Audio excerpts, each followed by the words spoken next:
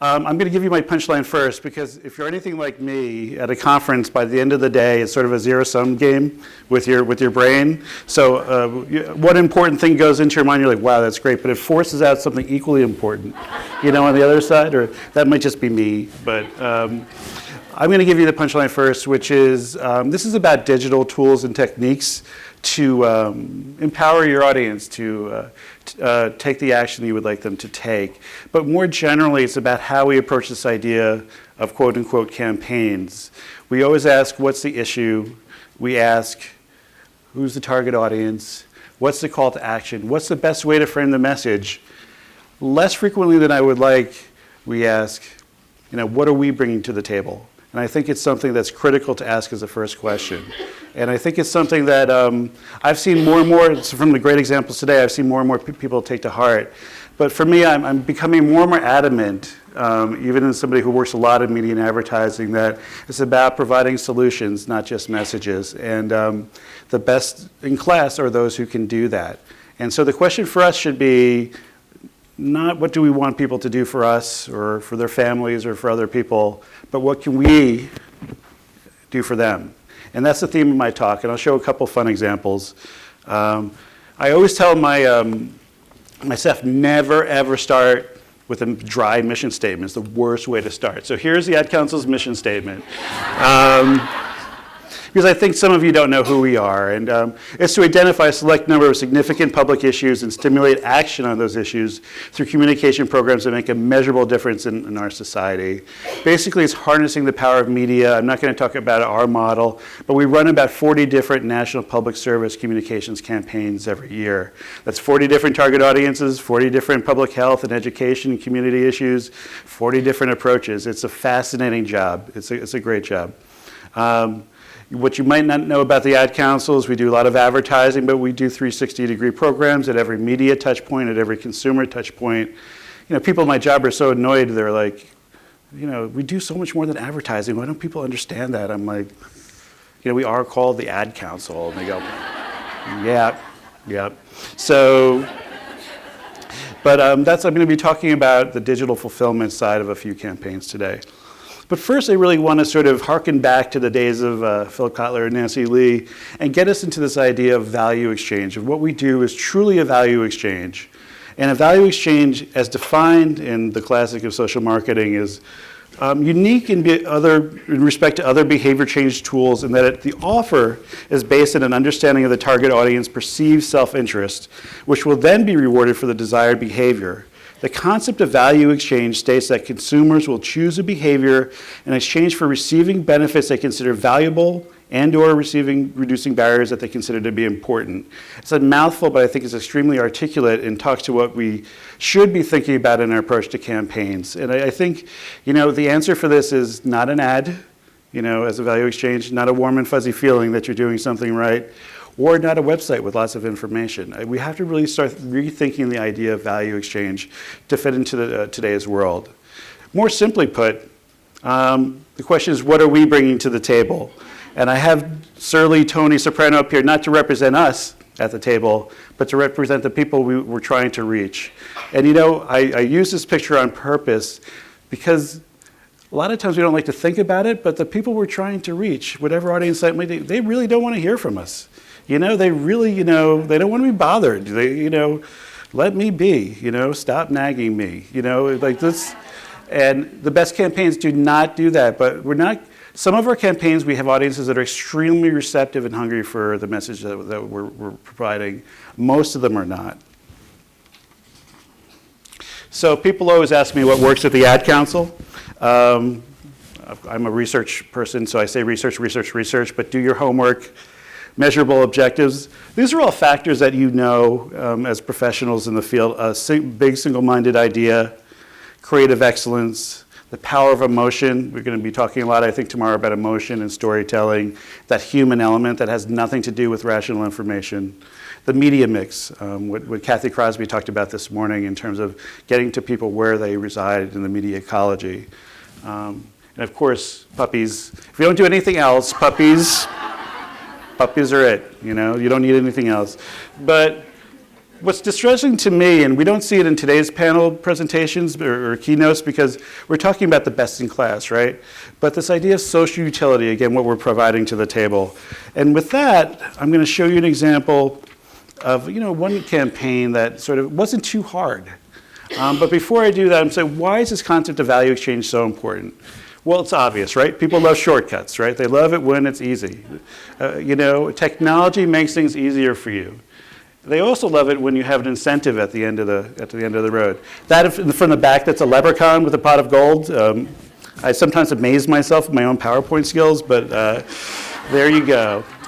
So that's obvious, but what's not so obvious is this. This is a cartoon from the New Yorker that I have on my desk. Too often we sort of look at our issue, what we're trying to promote, the behavior we're trying to change in a vacuum. And I think it's something that we really have to sort of come to grips with. I call it issue myopia. People who work in climate change are obsessed with getting people to take some actions in order to reduce their own carbon footprint. Are they caring so much about public health? Do they actually acknowledge all the different things you, not just as professionals, but as consumers, hear each and every day, not just in terms of advertising and messaging, but in terms of organizations that want you to do something? And I think that's something that is really important when you talk about technology. Technology makes you stand apart in this marketplace of ideas and all these different organizations and all the message clutter that's going out around this time. So with that, I'm going to talk about an issue that you might not find particularly exciting. I was like, really, are we really going to do a campaign on children's oral health? How big of an issue is it? It's a huge issue. And 16 million children in this country under the age of 8 really suffer from untreated tooth decay. There's social inequality involved in this, but it's associated with long-term consequences of chronic illness like obesity, diabetes, and heart disease. It's the number one reason kids call out of school sick. It affects their learning. It also affects their self-esteem. Big issue, and it's something that we felt compelled to take into our docket. So as usual, we did a lot of research behind it.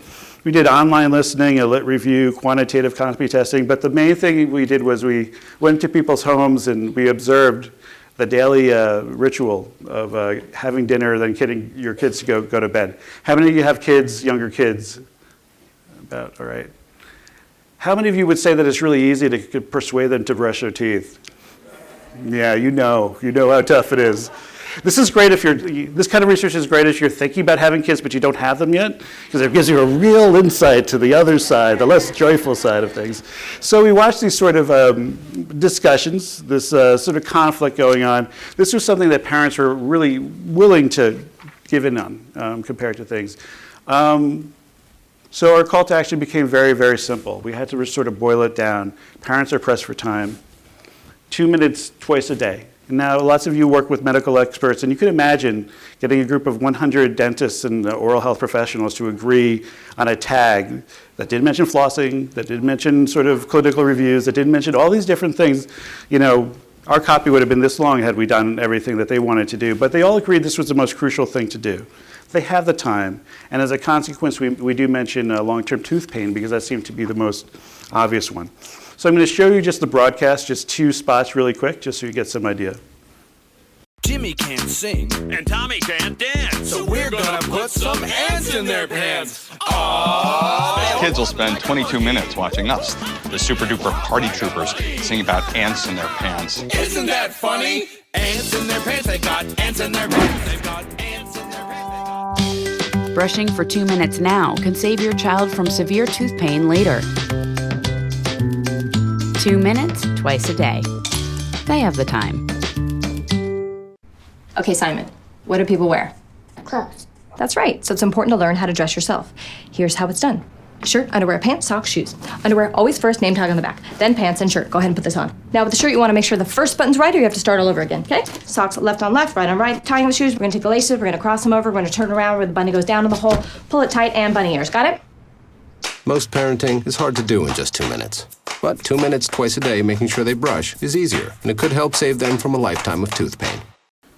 I personally think it's good creative, it's sweet, it feels relevant, it has a very simple, tangible sort of message. But my talk today is less about that and how we got to that point with the creative. We built a comprehensive and integrated campaigns. We were in dentist office and doctor's offices with brochures and different sorts of different notices and posters. We were on the web. We were on parents' phones. We did a texting program challenging parents to get their kids to brush their teeth 2 times a day for 2 minutes, and they got rewards at the end of it. It was a small texting program, but it was all pretty cool, so it was good. But the stroke of genius for this campaign were 2-minute online videos, and I think this was something, here's an example, if you could promote a digital tool in some way. This is a digital tool that is not elaborate. It's a 2-minute video, basically content from Warner Brothers that was done from Sesame Workshop, from a couple different places that kids loved. We gave them about a dozen of them. Parents to choose from to download from their mobile or from their desktop. And we promoted these videos as much as we did the typical campaign, the base campaign. Phenomenally popular. Kids were basically incented to brush their teeth at night, in the morning for 2 minutes, insisting on watching these videos. So we got a lot of complaints saying, can you please give us some more videos? This videos drive me crazy. But we're like, oh, sorry, no, that's all we have now. But it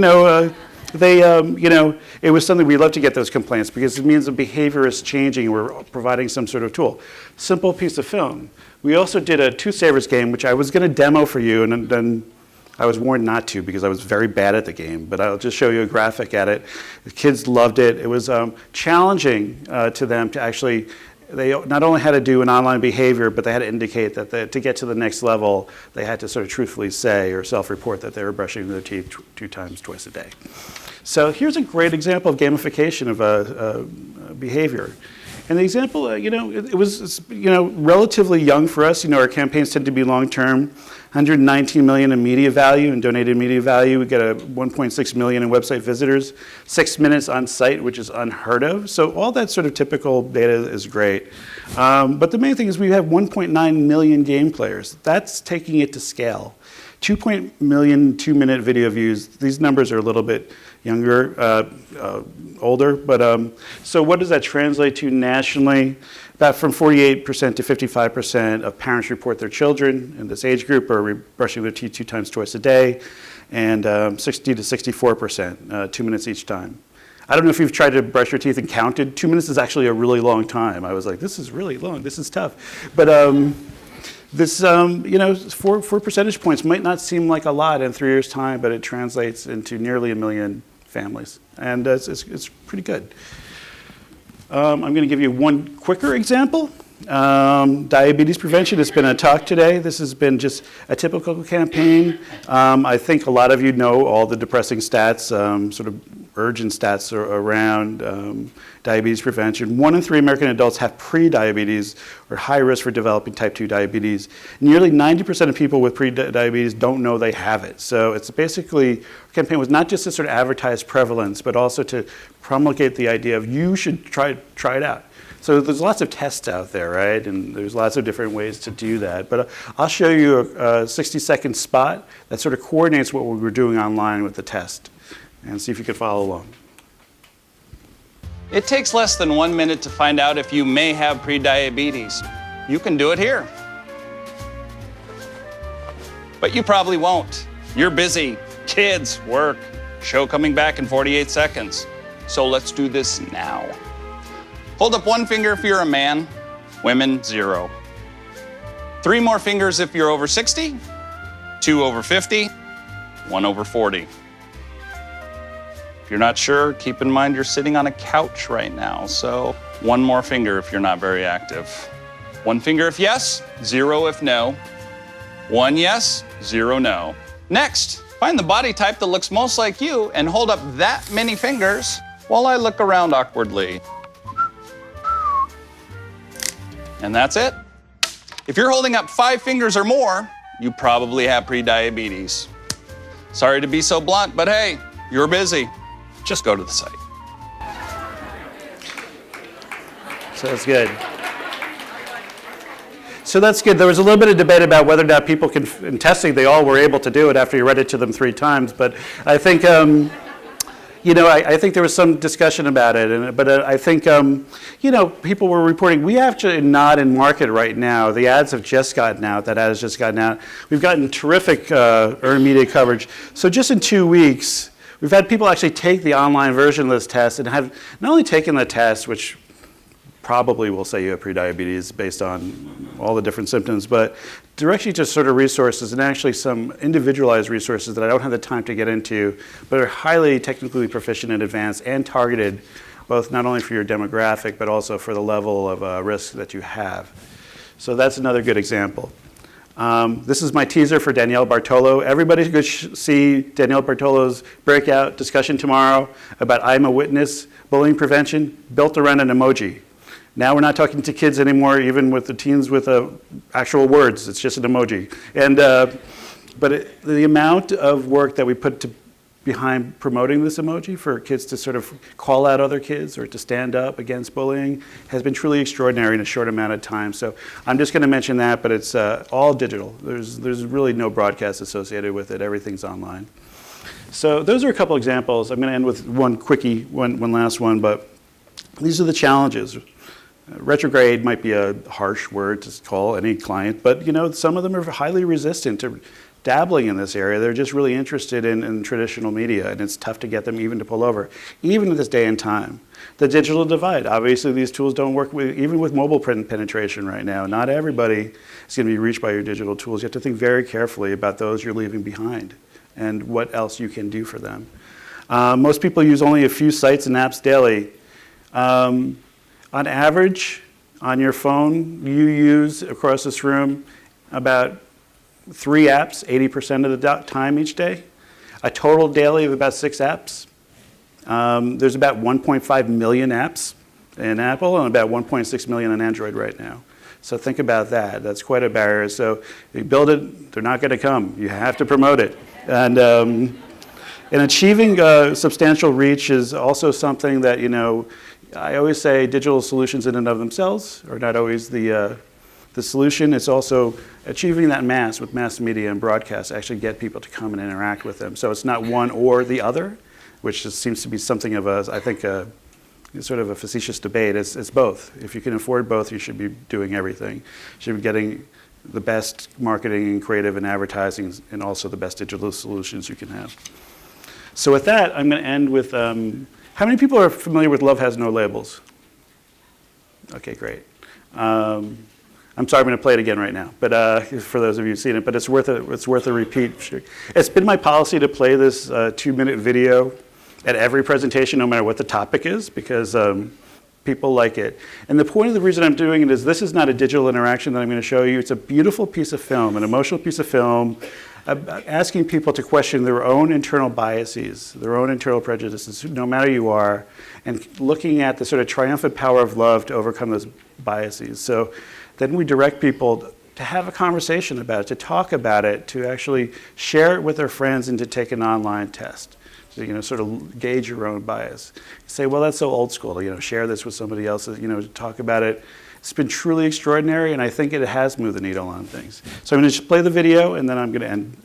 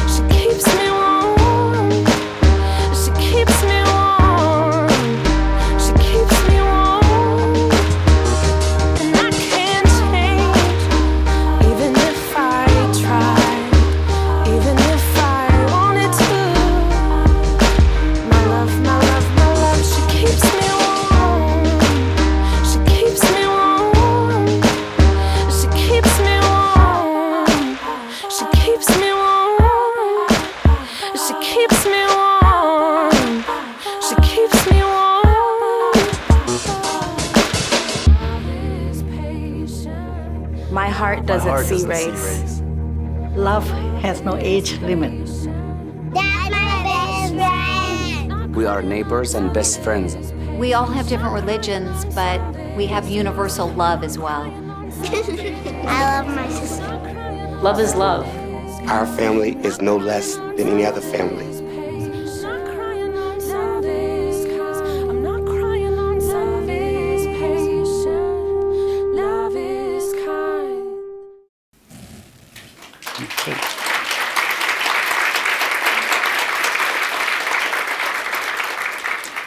So you can see why I like to show that one. You know, it gets a generally positive response. We're not going to end discrimination or prejudice with a media and digital campaign, obviously, but what we did want to do is contribute to the conversation in a positive way. All the digital elements, which I don't have time to go into, were designed to get a conversation going. So it has gone viral. And the discussion, the dialogue hasn't always been pretty, but it's been real. And it's been really, really good to get people sort of out of their comfort zone to talk about it. And so it's an example of, you know, a beautiful piece of film that's been repurposed to get people actually to think about things differently and maybe act differently. And we've seen some tracking recently over that. This is very much statistically associated with awareness of the campaign. So again, back to Tony. From Tony, but I could show you more examples from the Ad Council. I have to say, even I wish, you know, that I had more examples to choose from, that every one of our campaigns have these kind of elements. But I think it's incumbent not just upon the Ad Council, but on all of us, again, to really think deep and hard about what we're bringing to challenge ourselves and to challenge our clients. So thank you.